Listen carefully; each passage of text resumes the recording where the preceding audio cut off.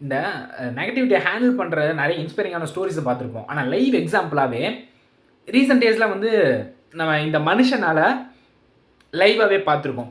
எக்ஸாக்ட்டா இந்த மனுஷன் வந்து ஒரு பார்ட்டி ஆரம்பிச்சு, இன்னைக்கு சீஃப் மினிஸ்டர் ஆஃப் தமிழ்நாடா உட்கார்ற வரையுமே, அந்த ப்ராசஸ்ல நெறைய நெகட்டிவிட்டி, நெறையா அவதூறுகள், விமர்சனங்கள் எல்லாம் கடந்து வந்திருப்பாரு.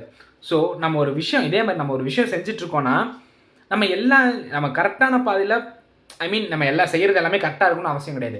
அதில வர விமர்சனத்த வந்து நம்ம அத எடுத்துக்கிட்டு நம்மளால முடிஞ்ச அது பெட்டரா அப்டேட் பண்ணணும். நம்ம மேல தப்பு இருந்துச்சுன்னா, அத அப்டேட் சரி பண்ணிக்கிட்டு, தேவையில்லாத நெகட்டிவிட்டி ஸ்ப்ரெட் பண்றவங்கள கண்டுக்காம, காமா தட்டி விட்டுக்கிட்டு, நம்ம வேலை என்னமோ அத செஞ்சுக்கிட்டு போய்க்கிட்டே இருக்கணும்.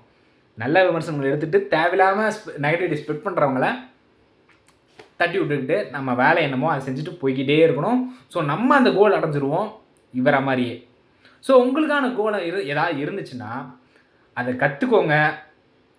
தைரியமா இறங்கி செய்யுங்க. ஃபியர வந்து தட்டி விட்டுருங்க. கண்டிப்பா ஒரு நாள் ஜெயிப்பீங்க.